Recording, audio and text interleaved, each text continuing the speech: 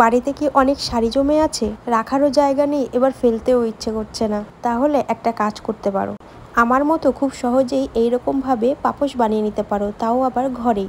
তো প্রথমেই আমি একটা সিল্কের শাড়ি নিয়েছি আর সেটাকে আমি একটু মোটা করে কেটে নিয়েছি এইভাবে। তোমাদের সবাইকে ভিডিওটি পুরো দেখার অনুরোধ রইল। আর আমার ভিডিওটা যদি ভালো লাগে লাইক, কমেন্ট, শেয়ার আর সাবস্ক্রাইব করে দেবে। পাশে থাকা বেল আইকনটাকেও প্রেস করে দেবে। তাহলে চলো ভিডিওটি শুরু করা যাক। প্রথমেই কাপড়ের 3টে কোণা নিয়ে একটা গিট দিয়ে নিতে পারো, কিন্তু আমি এখানে গিট দেব না। আমি সেফটি পিন দিয়ে, যেহেতু আমি খাটের ওপর বানাচ্ছি সেই জন্য আমি সেফটি পিন দিয়ে এইভাবে সেট করে নিচ্ছি।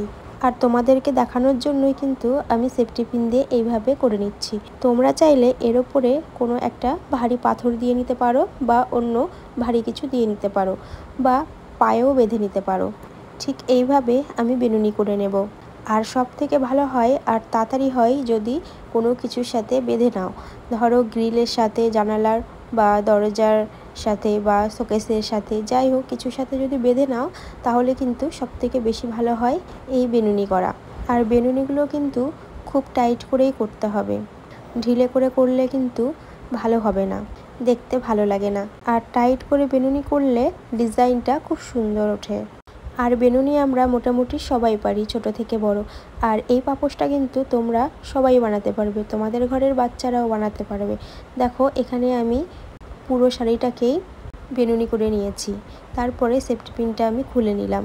এরপর আমি একটু ভালো করে মুড়িয়ে নেব। আর মুড়িয়ে নিয়ে টাইট করে বেঁধে নেব যাতে কোণাগুলো খুলে না যায়।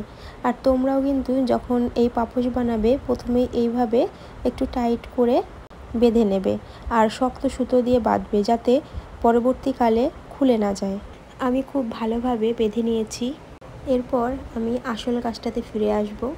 এখন আমি এই পুরনো শাড়িটা থেকে একটা পাপোশে রূপান্তরিত করব, সেটাই তোমরা দেখতে পাবে। তো সুতো নিয়ে নিয়েছি, এরপরে এরকম মুড়িয়ে নিয়ে আমি সেলাই করব।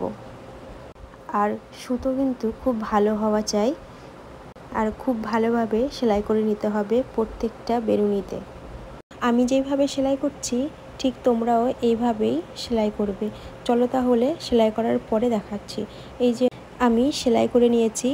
আর তোমরা যদি বড় করতে চাও পাপোশ তাহলে এই যে লাইনগুলো একটু বাড়িয়ে নিতে পারো।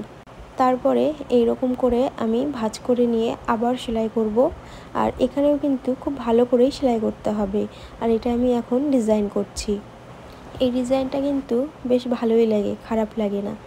তোমরা যদি আরও অন্যরকম ডিজাইন দেখতে চাও তাহলে প্লিজ কমেন্ট করে জানিও। তো এইভাবে রাউন্ড রাউন্ড করে আমি সেলাই করে নেব। তোমরা এখানে অন্য কালারও দিতে পারো, অন্য কালার দিলে কিন্তু খুব সুন্দর লাগবে দেখতে। আর ও হ্যাঁ, একটা কথা, আমার চ্যানেলে কিন্তু এইরকম অনেক ধরনের পাপোশের ভিডিও দেওয়া আছে, তোমরা গিয়ে দেখে নিতে পারো। আর পাপোশের ভিডিও ছাড়াও কুরুশ কাঁটা দিয়ে সব কিছু বানানোরই ভিডিও আছে মোটামুটি, তোমরা গিয়ে দেখে নিতে পারো, নিশ্চয়ই ভালো লাগবে। তো চলো পুরোটা আমি সেলাই করে নেব। পুরোটা সেলাই করার পরে তোমাদেরকে আবার আমি দেখাবো আর তারপরে কি করব সেটাও তোমাদেরকে দেখিয়ে দেব।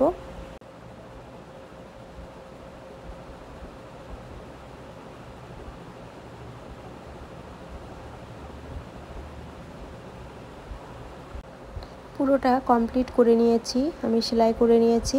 এর পরের ধাপে চলে যাব। তো এই যে বেনুনিটা আছে, এই বেনুনিটা আমি ওপর দিয়ে এখন সেলাই করব। তোমরা এখানেও কিন্তু অন্য কালারের শাড়ি নিতে পারো। আমি একটা কালারেরই শাড়ি নিয়েছি, যদি অন্য কালার শাড়ি নাও তাহলে আরও সুন্দর লাগবে দেখতে। তো ঠিক এইভাবে করে সেলাই করে ওপরের দিকে যেতে হবে।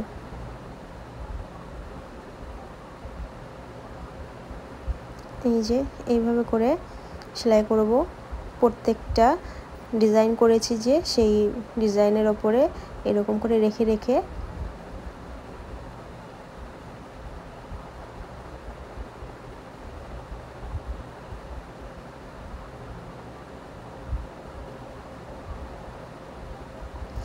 আর সিল্কের শাড়ি দিয়ে পাপোশ বানাতে কিন্তু খুব মজা, কারণ এই যে সুতো দিয়ে যখন সেলাই করা যায় কোনো কষ্ট হয় না।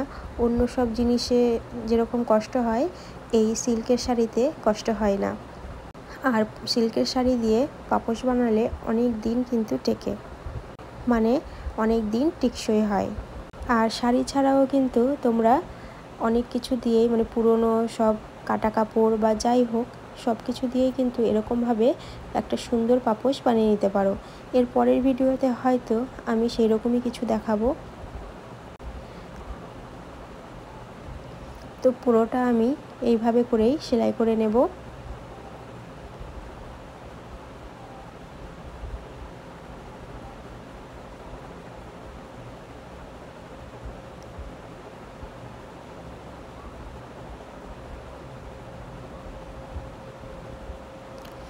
তো পুরো লাইনটা কমপ্লিট হয়ে গেছে। এরপরে আমি এই যে জয়েন্ট করে নিচ্ছি, লাস্ট ফিনিশিং। অবশ্য লাস্ট ফিনিশিং বললে ভুল কথা, কারণ এরপরেও আরও একটা লাইন হবে। আর তোমরা চাইলে আরও যদি বড় করতে চাও তাহলে সেম একইভাবে আবার বাড়াতেও পারো। তো এই যে